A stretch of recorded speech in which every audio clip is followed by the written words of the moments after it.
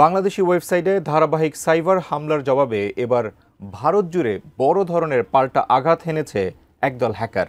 তাদের দাবি, ভারতের সরকারি দপ্তর, বিশ্ববিদ্যালয় ও পুলিশের হাজারো ওয়েবসাইট ইতিমধ্যেই হ্যাক হয়েছে। এর মধ্যে হরিয়ানা বিধানসভার সরকারি ওয়েবসাইটও রয়েছে। এই ঘটনার পেছনে কারা দায়ী আর এর কারণই বা কী ছিল, এ নিয়ে বিস্তারিত জানাচ্ছেন সাদিয়া সিদ্দিকা। ভারতের কিছু গুরুত্বপূর্ণ ওয়েবসাইট সম্প্রতি হ্যাক হয়েছে।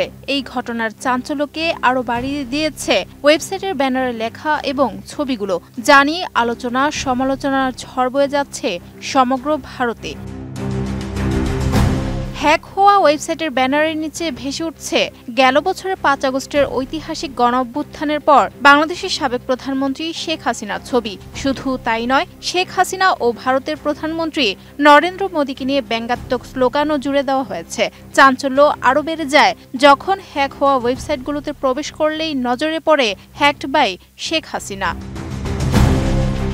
আমি বুঝি নির্মাণের শিল্প, সালাম স্টিল বোঝে ডিউরেবিলিটি। সালাম স্টিল, মোস্ট ডিউরেবল স্টিল।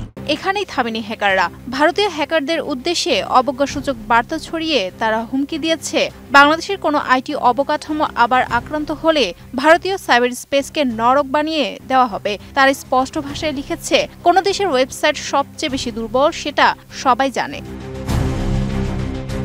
জানা যায়, গত কয়েক সপ্তাহ ধরে ভারতীয় হ্যাকাররা নিয়মিতভাবে বাংলাদেশের সরকারি ও বেসরকারি ওয়েবসাইটে হামলা চালাচ্ছিল। ধারাবাহিক আক্রমণে একাধিক ওয়েবসাইট ক্ষতিগ্রস্ত হয়েছে, যা দেশের সাইবার নিরাপত্তা নিয়ে বড় ধরনের প্রশ্ন তোলে।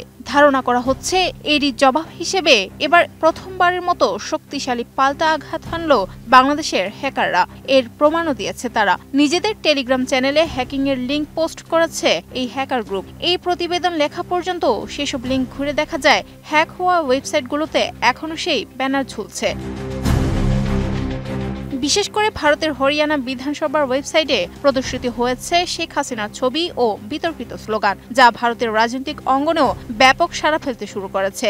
সাইবার বিশেষজ্ঞরা বলছেন, এটি শুধু ওয়েবসাইট বিকৃতি নয়, বরং এক ধরনের সাইবার ওয়ারফেয়ার। কারণ দুই দেশের হ্যাকারদের মধ্যে পাল্টাপাল্টি হামলার ঘটনা কেবল প্রযুক্তিগত সীমার মধ্যে নেই, বরং কূটনৈতিক উত্তেজনা বাড়ানোর ঝুঁকিও তৈরি করছে।